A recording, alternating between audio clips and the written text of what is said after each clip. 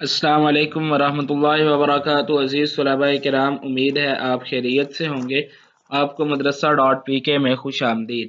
بسم اللہ الرحمن الرحیم۔ اسلام اور جدید سیاسی معاشرتی افکار، جو کہ ایم اے اسلامیات کا پرچہ ہے، جس کا سبق نمبر 55 آج ہم زیر بحث لے کر آئیں گے۔ آج کے سبق کا عنوان ہوگا اسلام کا معاشرتی نظام اور اس کی خصوصیات۔ آج کا سبق شروع کرنے سے قبل گزشتہ سبق کا خلاصہ دہرا لیتے ہیں اور یہ جان لیتے ہیں کہ گزشتہ سبق میں ہم نے کون سی چیزیں سیکھنے کی اور سمجھنے کی کوشش کی۔ گزشتہ سبق میں جو چیزیں ہم نے سیکھنے کی اور سمجھنے کی کوشش کی، اس کا عنوان تھا اسلامی معاشرے کی بنیادی اقدار اور اس کی خصوصیات۔ گزشتہ سبق میں ہم نے اس عنوان کے تحت جو بنیادی اقدار اور خصوصیات ہیں، جیسا توحید، مساوات وغیرہ یا دیگر کئی ایک خصوصیات ہیں، وہ جاننے کی کوشش کی، اور پھر اس کے بعد اسلامی اور غیر اسلامی معاشرہ میں فرق کیا ہے وہ سمجھنے کی کوشش کی۔ آج کے سبق میں جو چیزیں ہم پڑھیں گے اور سیکھنے کی کوشش کریں گے، اس کا عنوان ہوگا اسلامی معاشرتی نظام۔ اس عنوان کے تحت ہم سب سے پہلے جو چیز پڑھیں گے وہ ہوگی اسلامی معاشرت کیا ہے، اسلامی معاشرت سے کیا مراد ہے، اور پھر اسلامی معاشرتی نظام کی خصوصیات کیا ہے، یہ ہم جاننے کی کوشش کریں گے۔ عزیز طلباء کرام، اسلامی معاشرت سے کیا مراد ہے؟ تو سب سے پہلے اسلامی معاشرت کو سمجھنے کے لیے اسلام کا معنی سمجھنا ہوگا۔ تو اسلام جو ہے یہ سلم سے مشتق ہے۔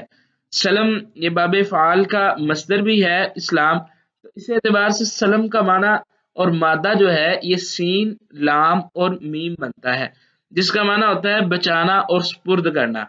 جبکہ معاشرت جو ہے یہ عین، شین، را، عشر اور عشرت سے مشتق ہے، تو باب مفاعلہ کا مصدر ہے، جس کا مفہوم ہے مل جل کر رہنا۔ عام اصطلاح میں اسلامی معاشرت کے مرکب کی تعبیر اس پاکیزہ اور مثالی معاشرتی طرز زندگی سے ہے، جس کی بنیاد تقوی، مساوات، اخوت، ایثار اور کئی ایک بلند اصولوں پر ہے۔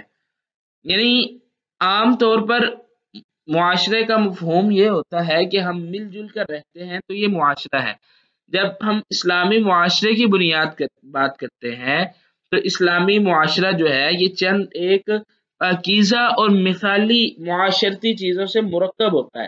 جب وہ مرکب پورا ہوتا ہے تو تب جا کے ایک اسلامی معاشرہ مکمل ہوتا ہے۔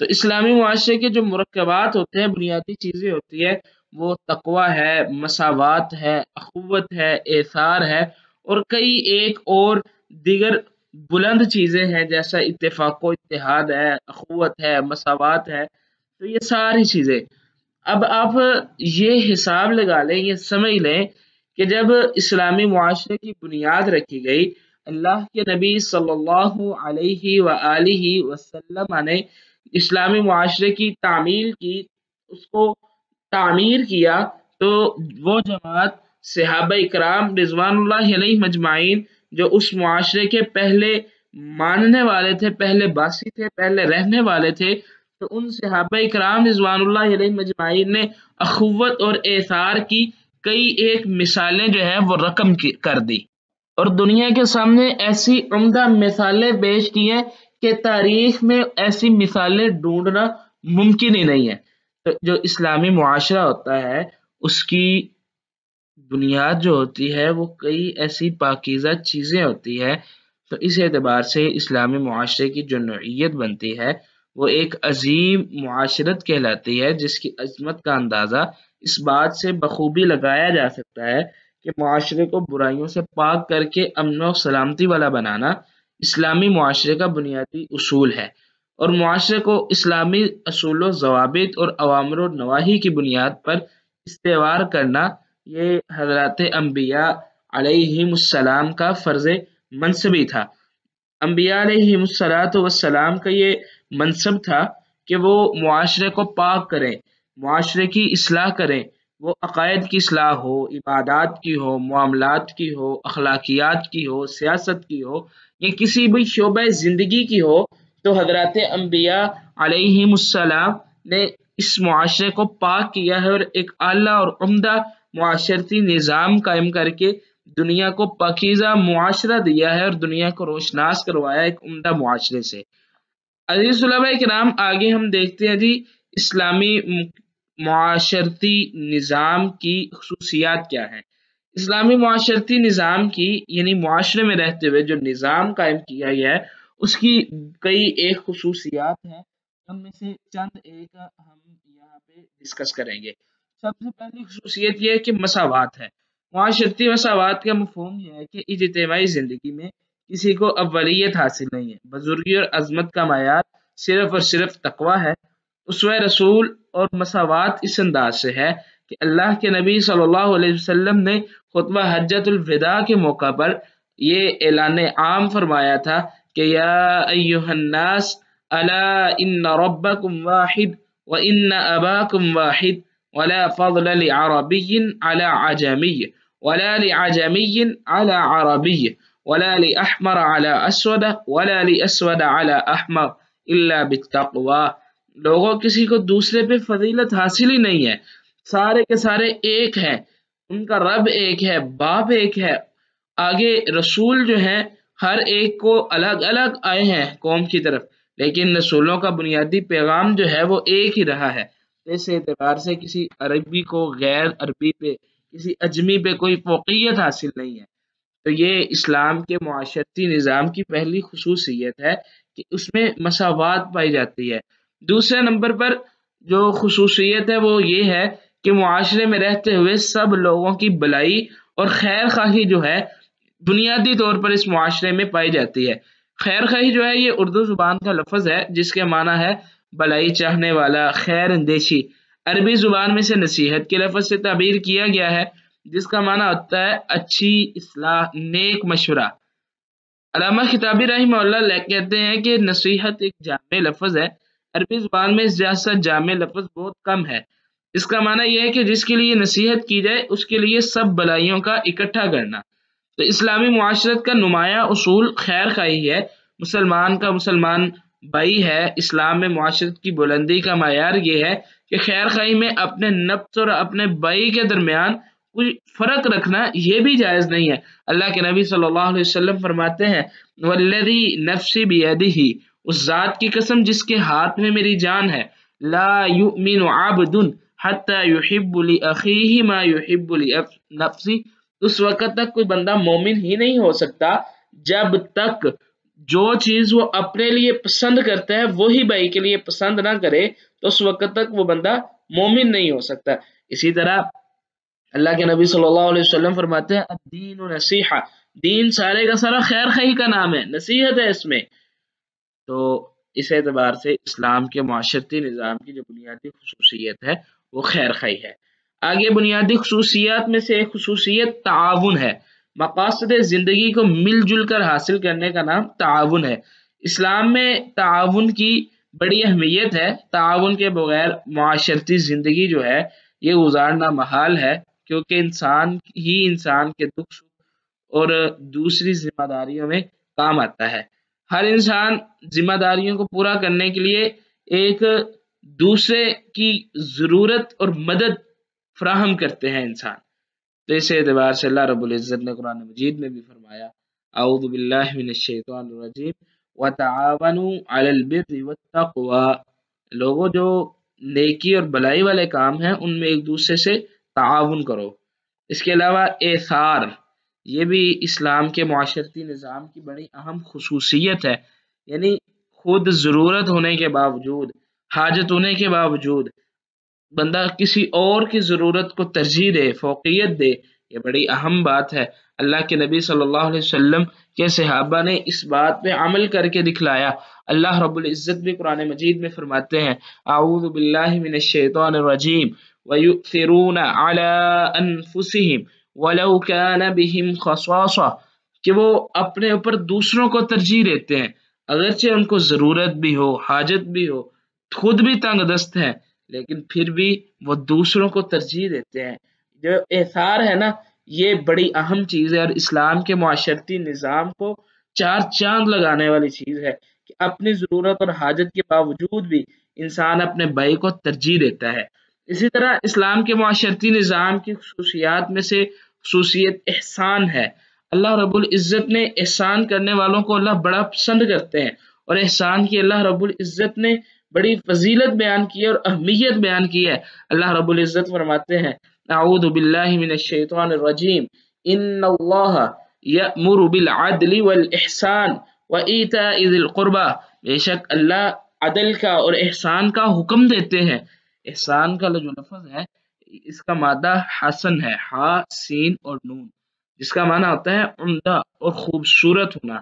احسان ظاہری اور باطنی معنی کے لحاظ سے انسان کے لیے حسن معاشرت کی تازہ ترین بنیاد فراہم کرتا ہے۔ اس سے صالح معاشرے کے قیام میں اچھی مدد ملتی ہے، اخوت و بھائی چارے میں عمدہ اضافہ ہوتا ہے، اور احسان کے اس حسن سے جو اس کے اندر قدرت نے رکھ دیا ہے، بہت کشش اور جذبہ ایثار اور خود بہترین نیکی موجود ہے۔ معاشرتی تعاون کو بڑھانے اور معاشرے کو امن و سکون عطا کرنے کے لیے احسان بہترین عمل ہے۔ احسان کی بنیاد پر جو الفت پیدا ہوگی وہ باہمی دشمنی، عناد اور بغض اور تعصب کو ختم کر دے گی۔ احسان مسرتوں اور خوشگواریوں کا موجب بنتا ہے، اس سے معاشرہ امن و سکون کا گہوارہ ثابت ہوتا ہے۔ تو اس اعتبار سے احسان بڑی اہم چیز ہے۔ اس کے علاوہ تقویٰ ہے، اس کو بھی بڑی بنیادی حیثیت حاصل ہے۔ تقویٰ سے مراد جسم اور لباس کی کوئی خاص وضع قطع اور اس کی تراش خراش نہیں ہے، بلکہ یہ نفس انسانی کی اس کیفیت کا نام ہے جو انسان کے اندر اللہ کا ڈر پیدا کر دیتی ہے، انسان کو احساس ذمہ داری دلا دیتی ہے، انسان کو اللہ کے قریب کر دیتی ہے، گناہوں سے دور کر دیتی ہے، نیکیوں کے قریب کر دیتی ہے۔ اس چیز کا نام تقویٰ ہے، اور اللہ رب العزت کو یہ تقویٰ مطلوب ہے۔ اللہ رب العزت نے انسان سے اسی تقویٰ کی ڈیمانڈ بھی کی ہے۔ تو تقویٰ بڑی اہم چیز ہے۔ جس انسان کے اندر تقویٰ ہو وہ ظلم نہیں کرتا، زیادتی نہیں کرتا، کسی کا نہ حق مال نہیں کھاتا، اسی طرح دیگر جو جرائم ہیں وہ انسان ان سے بچ کے رہتا ہے۔ دیگر خصوصیات میں اخوت ہے، بھائی چارہ ہے، عدل و انصاف ہے، انسان انصاف کے لیے تگ و دو کرتا ہے۔ یہ ساری چیزیں معاشرتی نظام کا حصہ ہے۔ اسی طرح اسلام کے معاشرتی نظام کی اگر آپ دیگر خصوصیات پہ گفتگو کرنا چاہتے ہیں، ان کو دیکھنا چاہتے ہیں، تو اسلام کی دیگر خصوصیات میں سے جیسا کہ اعتدال پسندی ہے، یہ بھی اللہ رب العزت کو بڑی پسند چیز ہے، یعنی درمیانہ روی، میانہ روی کو اختیار کرنا، یہ اسلامی معاشرت کی ایک اہم خوبی ہے۔ اعتدال کے معنی ہے نہ کمی نہ زیادتی، درمیانہ درجہ، میانہ روی۔ پسندی کے معنی بھی ہے قبولیت اور منظوری کے معنی میں بھی یہ استعمال ہوتا ہے۔ تو اعتدال پسندی کے معنی پھر یہ ہوا میانہ روی پسند کرنے کی عادت، دو چیزوں کے درمیان جو ایک فضیلت والی ہے ایک کم تر ہے، ان دونوں کے درمیان جو میانہ روی ہے وہ اختیار کرنا۔ اسلام اعتدال پسندی کی تاکید کرتا ہے اور اس معاملے میں سب سے منفرد اور نمایاں ہے۔ فکر و عمل میں ہر پہلو میں عدل اور اعتدال کا دین ہے، اور دین اسلام میں نہ تو نفس کشی کی اجازت ہے اور نہ ہی رہبانیت کی اجازت ہے، اور نہ ہی انسان کو کلی طور پر دنیا داری کی طرف مائل ہو جانا یا بالکل عیاشیوں کی طرف مائل ہو جانا، اس کی بھی اجازت نہیں ہے۔ تو جو میانہ روی ہے اس چیز کو اختیار کرنا یہ بہترین ایک چیز ہے، اور اسلام کو یہ مطلوب ہے۔ اسی طرح صلہ رحمی جو ہے یہ بھی ایک اہم چیز ہے معاشرے کے لیے، اس سے قطع رحمی ختم ہوتی ہے، لوگوں پہ بندہ شفقت کرتا ہے، بچوں پہ رحم آتا ہے، اپنے عزیز داروں اور جو رشتہ دار ہیں ان سے انسان ملتا ہے، درد مندی رکھتا ہے، اچھا سلوک کرتا ہے۔ یہ ساری چیزیں صلہ رحمی میں آتی ہیں۔ جس معاشرے میں صلہ رحمی ہو وہاں پہ انسان خوش رہتا ہے، محبت اور مودت کا معاشرہ کہلاتا ہے وہ۔ اسی طرح سچائی کا فروغ اور دروغ گوئی کی ممانعت، یہ بھی اسلام کے معاشرتی نظام میں شامل ہے، اور اللہ کے نبی صلی اللہ علیہ وسلم نے تو یہاں تک بھی فرمایا ہے کہ جو سچائی ہے نا یہ انسان کو جنت کی طرف لے کے جاتی ہے۔ اسی طرح دیگر کئی ایک چیزیں جیسا کہ جھوٹی قسم کھانا، غیبت ہے، بہتان ہے، چغل خوری ہے، یعنی یہ ساری چیزیں جو انسان کو ذہنی طور پر پریشان کرتی ہے، انسان کی عزت نفس کو مجروح کرتی ہیں، یا انسان اگر کسی پہ تہمت لگائے تو اس کی عزت نفس کو مجروح کرتا ہے، تو ان ساری چیزوں سے دین اسلام نے روک دیا ہے اور ان کے بارے میں سخت وعید اور سزا سنائی ہے، جو کہ اب محل نہیں ہے ان چیزوں کو بیان کرنے، دلائل کو بیان کرنے کا۔ باہر گئے جو تفصیل کا طالب ہے اس کو چاہیے کہ وہ قرآن مجید کا گہرائی سے مطالعہ کرے، اس کو یہ ساری چیزیں قرآن مجید سے بھی مل جائیں گی۔ عزیز طلباء کرام، اس کے علاوہ اسلامی معاشرے کی کئی ایک بنیادی خصوصیات ہیں، جیسا کہ بدگمانی کی ممانعت ہے، بدگمانی سے روکا گیا ہے، حسد کی ممانعت کی گئی ہے، غرور اور تکبر کی ممانعت ہے۔ اس طرح یہ ساری کی ساری چیزیں جو ہے ایک بہترین معاشرے کی تکمیل کے لیے ضروری ہیں۔ ہم اپنے آج کے سبق کا خلاصہ دیکھ لیتے ہیں۔ آج کے سبق میں جو چیزیں ہم نے پڑھی اس کا عنوان تھا اسلام کا معاشرتی نظام، اور اس عنوان کے تحت ہم نے سب سے پہلے اسلامی معاشرت سے کیا مراد ہے یہ جاننے کی کوشش کی، اور اسلام کے معاشرتی نظام کی خصوصیات کیا ہیں وہ چند ایک جاننے کی کوشش کی۔ اگلے سبق میں انشاءاللہ العزیز ہم پڑھیں گے اسلام اور اجتماعیت۔